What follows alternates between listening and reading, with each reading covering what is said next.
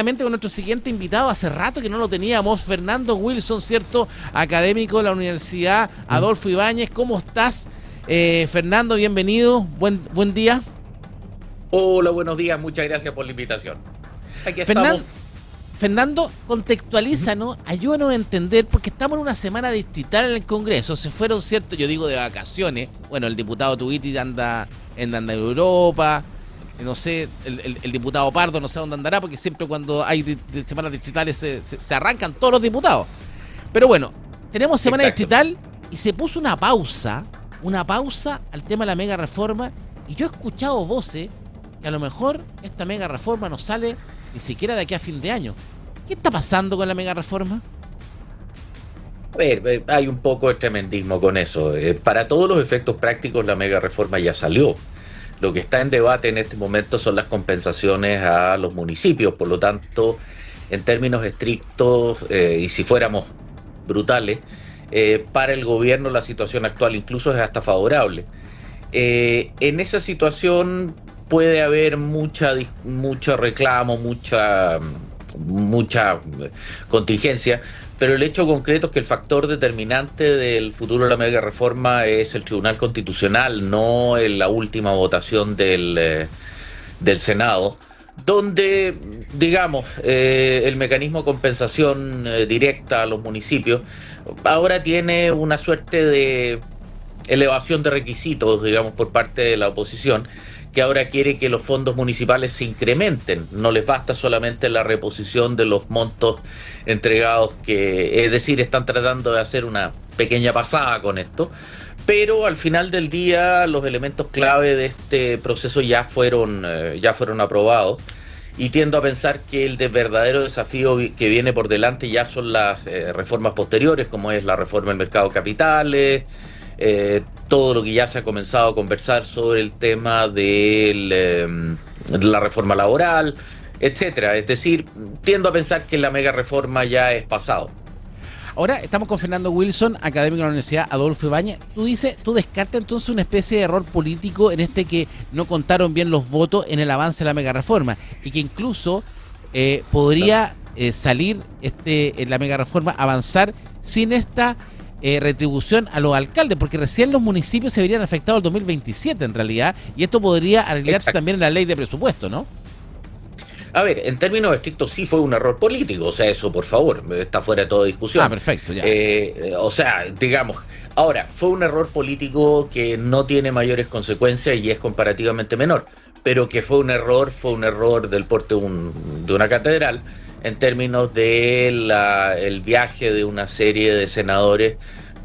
Se ha mencionado el senador Van Rieselberghe, etcétera, lo cual quitó los montos de votos, etcétera.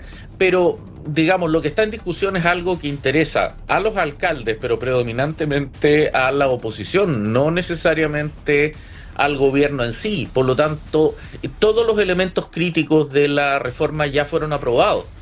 Por lo tanto, no veo que haya una discusión mayor sobre esos aspectos y las consecuencias operativas que este proceso podría tener en el mediano plazo.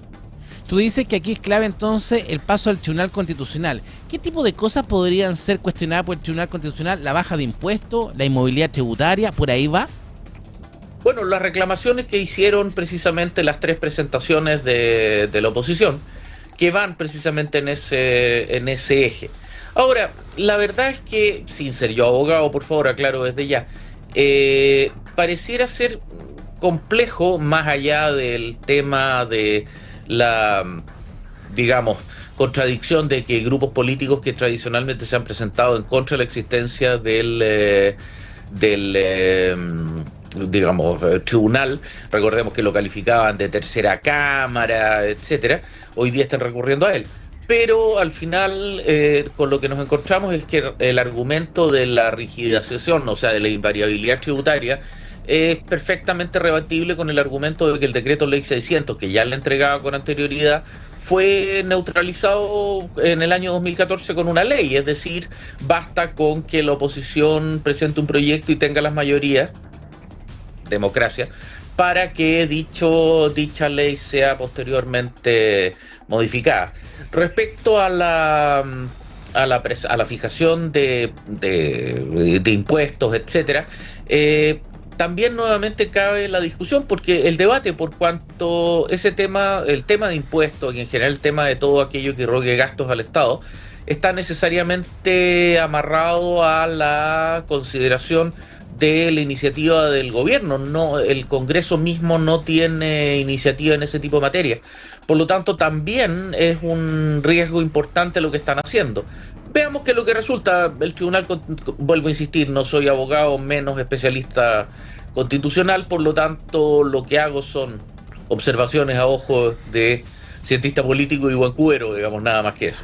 Sí, ahora, claro, porque lo que resuelva el Tribunal Constitucional en el fondo puede ser hacer un retroceso o un avance. Ahora, Fernando, bueno, hace rato que no conversábamos, pero claro, tenemos un gobierno hoy día ya que ha ido avanzando, que instala, ¿cierto?, la discusión legislativa del tema de la mega reforma, en la cual no hemos llevado desde marzo a la fecha. O sea, no hemos discutido absolutamente nada más relevante en el Congreso Nacional que esta mega reforma. Tenemos un sistema frontal, ¿cierto?, que afectó el país hace un par de semanas atrás, que fue la prueba de fuego para un presidente y para su gobierno, ¿cierto?, para poder desplazarse. No fue bien evaluado el actuar de José Antonio Kast en el sistema frontal, no ha sido bien evaluado en la encuesta, ha bajado su adhesión. Parece que no hubo luna de miel con este gobierno, ¿no? A ver, la luna de miel desapareció con el bencinazo, digamos, con la decisión de traspasar a costo directamente el alza brutal que tuvieron los combustibles como consecuencia de los ataques de Estados Unidos e Israel sobre Irán a contar del 28 de febrero. Por lo tanto, eso hizo que esto claramente quedara de alguna forma complicado desde el principio. El manejo del temporal es debatible en términos de que tanto el presidente como las autoridades estuvieron desplegadas en terreno, hay recursos puestos, hay medios ahí. El presidente no quiso venir a la región de Valparaíso, ¿eh? No lo sé, no tengo esa información. Sé que está en ataque. Tengo información yo de que o sea, no estuvo, o sea, claramente no estuvo. Ahora, Fernando, pero cuando vemos estuvo acá en el sur y ahora está en el norte, estado en Vallenar, en Coquimbo, en en Huasco. Cuando vemos nosotros hoy día el despliegue del gobierno, cuando uno se imagina, acuérdate cuando estábamos en campaña, veíamos este Kast, ¿cierto?, detrás de este vidrio, se veía potente, se veía un Kast fuerte, se veía como un Kast gigante, grande, uno lo miraba y decía, es Kast. Pero hoy día, a lo mejor es una percepción, pero se ve disminuido. No así Quirós, por ejemplo. ¿Qué rol es el que tiene realmente Quirós en el gobierno? ¿Es el hombre fuerte de este gobierno más que el presidente? A ver, tiendo a creer que hay una política bastante hábil de manejo de imagen, en el sentido de no exponer al presidente a procesos digamos, complejidad o debate. Quirós, pero sobre todo Alvarado y García Ruminot han demostrado tener una habilidad política importante. Digamos, están sacando esta mega reforma en un tiempo que realmente es impresionante. O sea, el manejo desde el primer día cuando consiguió la presidencia de la Cámara, quitándosela al PDG y a Pamela Giles, demuestra que efectivamente Alvarado y García Ruminot son figuras muy potentes, pero que por sus personalidades son figuras que no aparecen tanto, operan más bien tras bambalinas, no tienen una presencia mediática tan relevante como otros liderazgos. Quirós, por el otro lado, bueno, devolvió el poder al Ministerio de Hacienda, que de alguna forma quedó muy complicado después del estallido cuando Felipe Larraín sale del cargo. Luego viene Ignacio Briones, que bueno, le toca enfrentar toda la luz del pero tanto ahí, el post-estallido independiente como de eso, Fernando, pero ahí tú me nombráis, ¿sí?, a Briones, me nombráis, pero ahí teníamos un presidente que roncaba, o sea, nadie dudaba que era Piñera el hombre. Aquí uno ve a Kast. Perdón, no, cuidado. Acuérdate que Piñera en algún momento llegó al 6%, es decir, perdió el apoyo de moros y cristianos. En ese sentido, hoy día, nadie duda que, por ejemplo, o sea, Quirós no podría hacer lo que hace si no tuviese el apoyo presidencial completo que tiene. Es decir, García Ruminot y Alvarado no podrían hacer lo que hacen si no tuviesen el apoyo presidencial. Sacó a Cedini y a Steiner a los 69 días ¿Pero la sacó Eso porque es una... quiso? ¿Lo sacó porque quiso o porque no le faltó? Mira, quiero invitar a la conversación, lo tenemos. El hecho concreto... Carlos.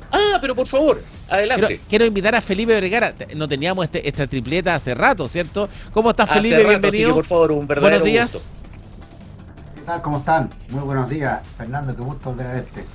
Un gusto, por favor, Felipe, adelante. Felipe, también, bueno, estamos viendo, ¿cierto?, el verdadero poder de Jorge Quirós en este gobierno y la verdadera estampa de este caso, ¿cierto?, si manda o no manda, realmente no manda. ¿Cuál es la visión tuya que tú tienes, ¿cierto? Porque vemos un presidente que va bajando, sigue bajando en la adhesión, ¿cierto?, en la encuesta, que no fue bien calificado en su manejo del sistema frontal, y vemos un Quirós cada vez más robusto. Entonces yo le preguntaba, ¿cierto?, ¿cuál es el verdadero poder de justamente el ministro de Hacienda en este gobierno?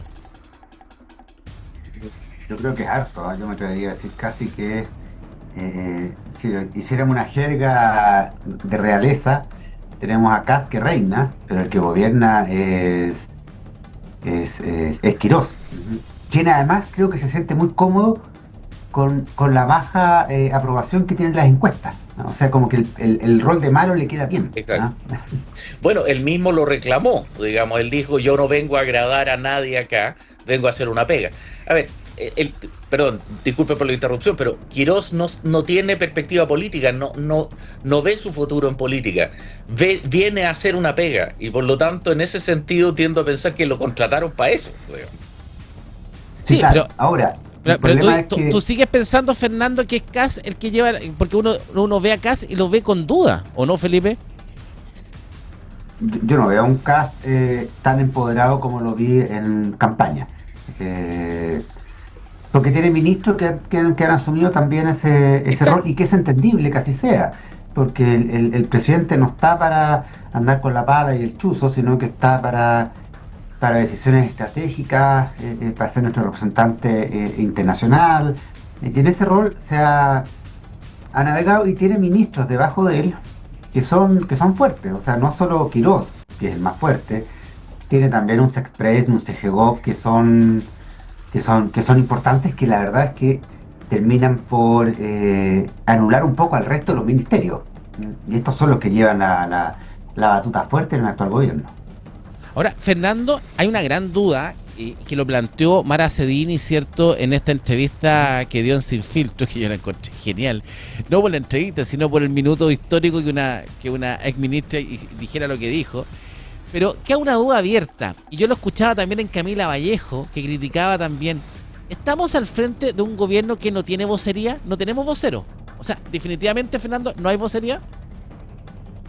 A ver, el diseño es ese, y en términos estrictos, básicamente el subsecretario del Interior, Máximo Pavés, ha asumido la vocería de coyuntura, y los distintos ministros sectoriales han ido presentando esa situación. Ahora, el diseño desde la campaña era ese, y en términos de fusionar Segov con Interior, que por lo demás hace toda lógica desde el momento que Seguridad Pública se convirtió en Ministerio Autónomo. Por lo tanto, en términos prácticos, no veo que eso haya sido un problema particularmente grande. A ver, el problema crítico en esto es que a Kast no parecen preocuparle las encuestas de la manera que le preocupaban a Piñera o a Boric. En esa situación, además, no teniendo elecciones durante casi 2 años más por delante, lo que están haciendo es desplegar su programa contra viento y marea. Y ese es el punto, o sea, por decirlo de alguna manera, no vienen a agradar. Y esa situación ha causado mucha tensión, porque hay gente que piensa todavía en términos de administraciones anteriores, cuando ellos tienen una visión política que está orientada a la aplicación de un programa, y eso queda nítido con la aplicación de la mega reforma. Hay una paradoja bien llamativa. Cometen múltiples errores tácticos, y eso, por favor, está fuera de toda discusión, dentro de lo cual estuvo el nombramiento de Trinidad Steiner, de Mara Cedini, y una larga serie de otras, la lista de Ceremis que van saliendo, etcétera. Pero en lo estratégico son una aplanadora. La mega reforma va avanzando, ya tienen los siguientes proyectos entrando, el tema laboral, el tema de la reforma del mercado de capitales. Ya comienza a hablarse de la venta de activos prescindibles de Codelco. cosas que eran tabú para la administración Piñera, por mencionar a otra administración de derecha. Estamos entonces, pero entonces, Fernando, estamos entre lo más cerca, tú dices, de una aplanadora. Esto se parece en lo más cercano a lo que podemos vivir en la dictadura. No, porque fue elegido democráticamente. No, pero está bien, pero tiene todo para avanzar. O sea, yo también lo veo así, lo veo como tú, lo veo como una verdadera aplanadora. Ahora, Felipe, este gobierno sin vocería, ¿cómo lo debiese interpretar la ciudadanía? Porque en el fondo, en lo que vemos que un presidente que habla poco y cuando habla lento o habla mal, digamos, se equivoca, se comete errores. ¿Le afecta a la ciudadanía no tener una vocería de gobierno?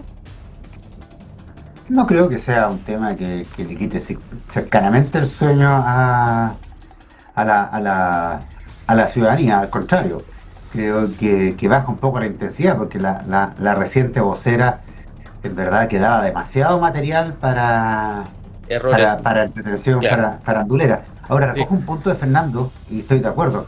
Acá se está pasando máquina con todo. El tema es que esto tiene un fuego amigo. Si sigue cayendo en las encuestas, el descuelgue de los sectores afines le pasó a Piñera, evidente. Recordemos que el actual senador Carter dijo que el peor gobierno de la historia era el gobierno de Sebastián Piñera. Después fue el peor gobierno el de Boric, pero para él mismo. Entonces, ese es un riesgo sí que es importante, que tiene que sopesar el gobierno, más allá de que vengan elecciones en 2 años más. Si la popularidad cae, porque las decisiones que son válidas, porque es lo que ellos plantearon en su gobierno, en su propuesta de gobierno, empiezan a afectar, empiezan a dañar a los ciudadanos, o no empiezan a haber efectos en la ciudadanía, el descuelgue de los partidos políticos que hoy día sostienen este gobierno, que no son solo republicanos, sino que son otros medianamente afines. Chile Vamos. Claro, Chile Vamos, lo mismo Libertario, el PDG, se desmarcan y ahí queda un gobierno solitario. Entonces, hay que hacer las medidas, creo yo, pero con el resguardo de que logres contar con el apoyo global de todo tu equipo. Si no, esto yo creo que es importante, Fernando, también, concuerdo con Felipe, esa mirada, pero tú también tienes una lectura muy buena, muy precisa, que cuando tú dices, es parte del diseño. Esto se armó, este diseño de no tener vocería es parte del diseño. Es parte del diseño que ellos dicen, vamos con la aplanadora. Pero ¿quién hace el diseño? ¿Lo hace el segundo piso? ¿Lo hace Irarrázaval realmente? ¿Lo hace, cierto, el gordito de los parásitos que digo yo? Porque ¿quién hace? ¿Quién genera este Valenzuela. diseño? Valenzuela. ¿Cuál es el rol del segundo piso, crees tú, Fernando? A ver, mi impresión es que este diseño fue hecho en campaña y fue hecho hace... ¿Pero diseñado por quién? Atrás. ¿Por CAS? A ver, en términos estrictamente operativos, pienso yo que Arrau tuvo un rol tremendo, de la misma forma que lo tuvo en la gestión de las distintas campañas.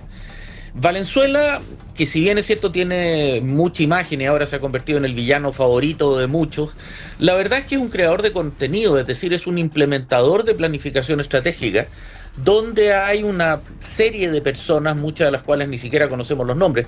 Irarrázaval lo conocemos porque básicamente fue el que preparó el casting de ministros, pero en términos estrictamente operativos, el Partido Republicano tiene una serie de equipos de trabajo bastante particulares. Ahora, insistir en lo que plantea Felipe, y estoy completamente de acuerdo con él, que tiene que cuidar a los propios. Y en ese sentido, los díscolos de Chile Vamos, pero particularmente Renovación Nacional, ha demostrado ser una piedra en el zapato.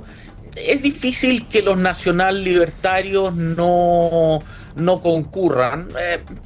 Chucarean de cuando en vez la misma frase. Pero son peligrosos los libertarios. Yo creo que los libertarios en cualquier minuto le dan vuelta la espalda al presidente.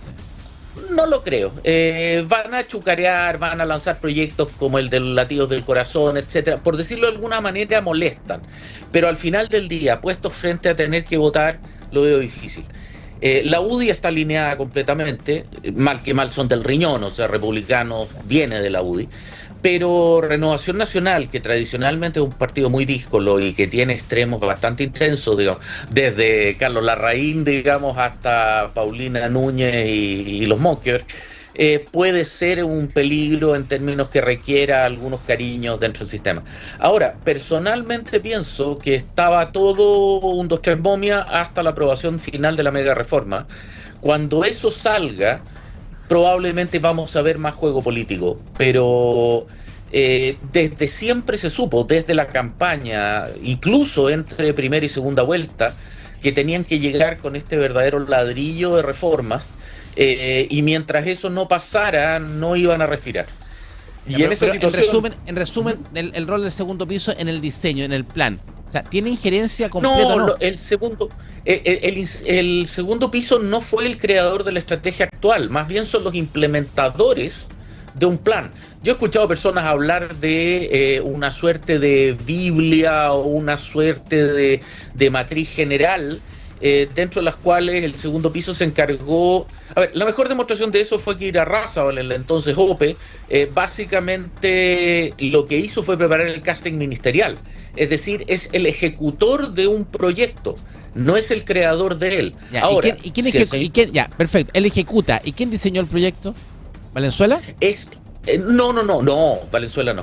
No, yo tiendo a pensar que Arrau tuvo un rol mucho más sofisticado en eso, el mismo Irarrázaval, el propio Kast, y una serie de personas las cuales no conocemos los nombres. Tiene fuerza Arrau. Felipe, ¿tú qué crees cuál es el rol del segundo piso? Arrau tiene mucho más fuerza de la que se cree. No hay que limitarlo solamente a un mero ejecutivo, y la mejor demostración de eso fue su salto de obras públicas a seguridad, y que en seguridad lo está haciendo bien. Es un hombre que tiene capacidad de gestión, sí, y visión político-ideológica muy sofisticada. Sí. Felipe, ¿y tú, el rol de segundo piso? Yo creo que es fuerte, con bastantes desaciertos además. Ha tenido una serie de problemas, a veces por lo que uno percibe y lo que mismo autoridades plantean en su minuto, está por sobre los ministros, y eso a veces genera cierto ruido. Algo hacía entrever Cedini en su entrevista, muy mala por lo demás y muy poco política, de todas maneras, en el rol que le competía. Y sí creo que Arrau es un hombre estratégico que además tiene habilidades que no tiene el ministro de Hacienda. Es dialogante, es más empático. Es tranquilo. Es tranquilo, claro. Tuvo un rol más beligerante cuando era constituyente, pero ese era su performance en ese minuto. Pero acá ha tenido un rol que es bastante más conciliador, y creo que eso le hace falta a este gobierno. Entonces me parece que es un activo en el lugar en que está hoy día, mucho más que en obras públicas. Exactamente. Oiga, Felipe, Fernando, muchas gracias por este contacto. Lo echaba de menos a los dos, ¿cierto? Tratemos de retomar esta estructura los tres, porque así por favor, la vamos a ir retomando. Gracias, Felipe, y gracias, Fernando. Un agrado. Que esté muy bien. Un gusto, que esté muy bien. Fernando Wilson, ¿cierto? De la Universidad Adolfo Ibáñez. Felipe Vergara, de la Universidad Andrés Bello, expertos para conversar, ¿cierto? Analizar los roles del segundo piso, cuánto manda Kast, cuánto no manda, quién manda el rol